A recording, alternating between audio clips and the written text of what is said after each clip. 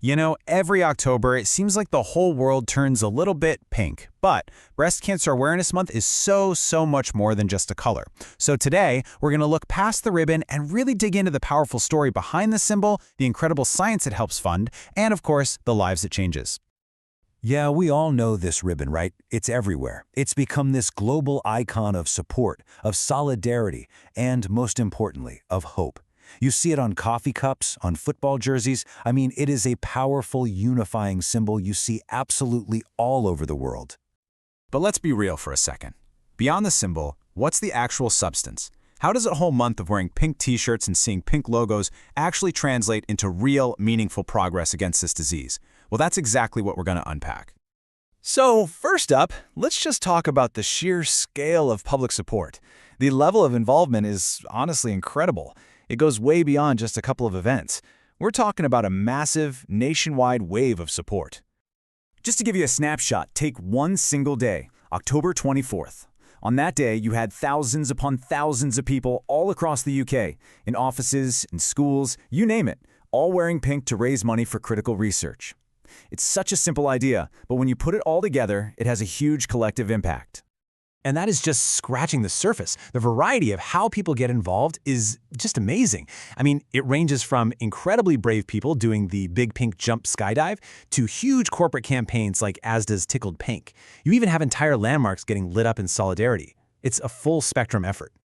And if you want to see the financial power behind all this, just look at this number. Just one of those campaigns, Asda's Tickled Pink, has raised over £100 million for breast cancer charities since it started. I mean, that is just a staggering amount of money going directly toward research and support. And you know, this support goes all the way to the top. The UK Parliament actually put forward a motion to formally acknowledge the 40th anniversary of this movement. They celebrated the progress, but crucially, they also called for continued investment. It just goes to show this isn't only a public campaign, it's seen as a national priority. So that leads to the big question, right? You've got £100 million from just one campaign, thousands of events, countless pink ribbons. Where does all that energy and all that money actually go? Well, a huge piece of the pie goes directly into the science of saving lives. This is the really cool part. This is where all that awareness and fundraising transforms into tangible medical breakthroughs that are literally changing the future for patients. Okay, so to get one of the biggest recent breakthroughs, you got to know about something called BRCA mutations.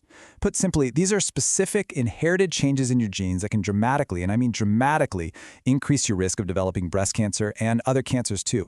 And here's where it gets really exciting.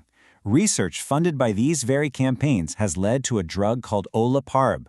A major study just showed that it can actually help stop breast cancer from coming back in people who have those specific BRCA mutations.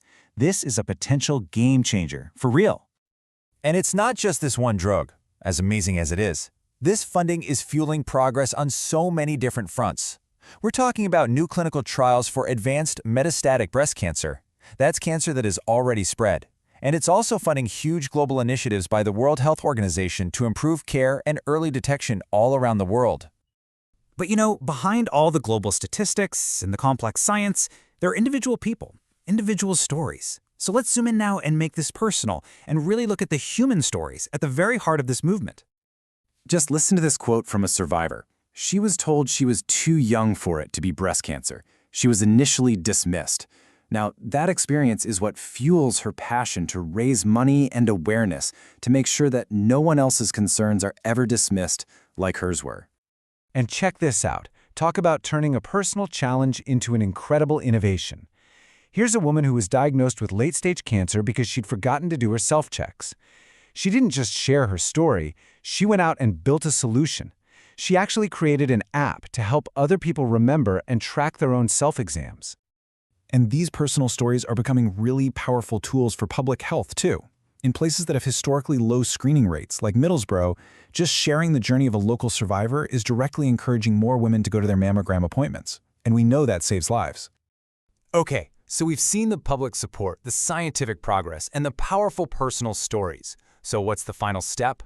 Well, it's about turning all of this knowledge into our own personal action. And really, it all boils down to these 4 key things. First, get to know your body. Check yourself regularly. Second, when you get that invitation, go to your screening appointments. Third, you can support the charities that are on the front lines pushing for better care. And finally, just share what you've learned. Help raise awareness with the people in your life. Because ultimately, that's the real power of October. It's not really about just 31 days of pink, it's a catalyst. It's about 1 month of intense awareness, sparking an entire year of action. So the only question left to ask is, what's your action going to be?